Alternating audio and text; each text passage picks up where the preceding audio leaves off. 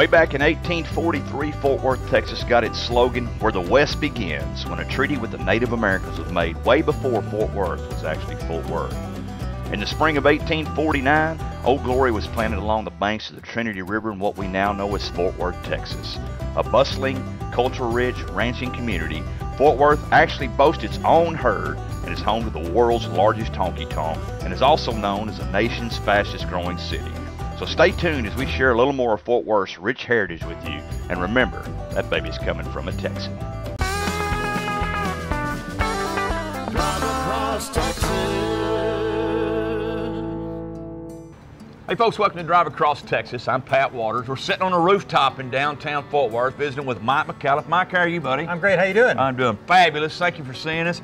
We're at Reata Restaurant. I'm telling you folks, legendary Texas cuisine. If you've never graced this one or the one they have in Alpine, you don't know what you're missing out on. So tell everybody, after I know the viewers are wanting to know, because I was very, very curious coming in. I've never had the opportunity, the pleasure to meet you before, but you know, why Reata, man? What made you start that thing? So I think it really goes back to my dad. I mean, he is a serial entrepreneur. So we had bought a ranch out in West Texas in Alpine, which is far west Texas, kind of the Big Bend country. You know, elevation out there is about 4,500 feet. Did not have a good place to eat, so started the first restaurant in Alpine in March of 1995. And then it just happens that fall, Bob Simple, who was president of Bank One at the time, here in Fort Worth, had brought a hunter down to the ranch and ate at the restaurant in Alpine. He said, "Why don't you think coming about opening a restaurant here in Fort Worth?" At the top of the Bank One building at the time, there was a private club called the Century 2 Club that had been out of business for a couple of years. So he said, "I'll cut you a great deal on rent, you know, if you come to Fort Worth." And that's basically how we really got into the restaurant business when we opened up the restaurant here in downtown. Until the tornado, right? Well, everything was going great, but I think there's a lot of interesting things that kind of happened. I think first, you know, people talk about lifestyle developments now, right? Where you're really intermingling restaurants and retail and people working. Well, I think if you go back into the 90s, that really wasn't the norm, you know?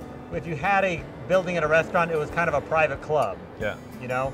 Now, you had a great restaurant at the top of the building, you know, that did not have to be a member of a private club, had its own private dining room, so had a lot of amenities for the guests. And yeah, everything was going great. And then in March of 2000, we were hit by the tornado. We were closed for only 42 days, but then we reopened, but we were the only tenant in the building. Eventually had to leave that building in January of 01, but then we reopened here in Sundance Square, just 2 blocks away from the original location, in May of 2002. So It's been a phenomenal ride, hasn't it? it really has. You know, so one of the things, and one of the most special things about Reata is in that time between when we closed down in the Bank One building till we opened up here, that's when we started doing a lot of catering. So, and we were trying to keep as many of our employees still working, still trying to keep that brand out there. So, and then in January of 2002 was the first year we did one restaurant out there at the Fort Worth Stock Show Rodeo, which is a 3-week long event every year.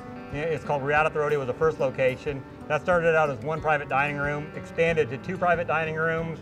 Then we took over the Backstage Club. We started a Mexican restaurant out there, got a couple of Starbucks out there. So we've got 5 locations going on out there every 3 weeks, middle of January to the first weekend of February. Well, that's great. You know, it's just, you know, you surround yourself with a great product, first and foremost, and you brand that, and you surround yourself with good people. It seems like always good things happen. For sure, and the people are the key. On your Reata menu, what's your most favorite legendary Texas cuisine is? My most favorite is probably the carne asada that we serve. You know, the best menu item that sells on the menu is our pan-seared pepper-crusted tenderloin with a port wine glaze. You know, wow. Now we do a lot of events too here at the restaurant. You know, a lot of private parties for businesses. That's usually one of the items that's always on that menu. So that probably helps out some of the sales too. But yeah, that carne asada is a great item, and I really do enjoy it. That's great. You know, I noticed, I was reading downstairs a while ago that every weekend you have different featured items. Like, I mean, you're big on like wild game and buffalo, and you include that in your menu, which I think that makes it really an authentic, legendary Texas cuisine. You know, tell the people a little bit about how you do that and what you do, how you pair different things. You know, where you have a salad or a soup. And, you know, kind of what y'all do to make it work for y'all. We've got several items, you know, there at the restaurant. that'll always be on the menu, the pan-seared pepper tenderloin that we talked about, but then we like to have a lot of daily features.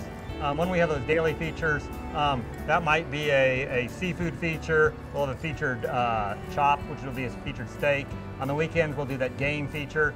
One of it gives our opportunity for our chefs to create new menu items. But then also, we're always trying testing new items and rolling those out as a feature during a week or a weekend evening is a great way to test one of those new menu items. Yeah, and I think that's a brilliant idea. You know, you said earlier that you had 7 chefs on staff here. We bring in a lot of chefs that have been an executive chef at another restaurant, right? When they're coming to Reata, they're no longer an executive chef, but they're really an important part of that team. So when we have that menu roll, you know, all the chefs can submit menu items, and we basically got a panel, a tasting panel, and that tasting panel is really what determines what eventually makes it on the menu. I think part of the reason why we have to have so many chefs is, like right now we're on the rooftop, we're serving, you know, guests over 4 different floors. So on a weekend evening, we'll have chefs downstairs, we'll have chefs up here in this kitchen, we might be doing some caterings, and you're sending those chefs on those various caterings also. I mentioned earlier, you said on an average, Friday night here, you're going to see between 600 and 700 guests. That don't include your catering, not just right here on this facility. For sure, so. Wow. Yeah. That's a branding success. It's a great time. It's busy, but you know, we just got through basically our busiest weekend of the year because that's TCU graduation on Saturday, and then you have Mother's Day on Sunday. Yes, that's got to be extremely busy.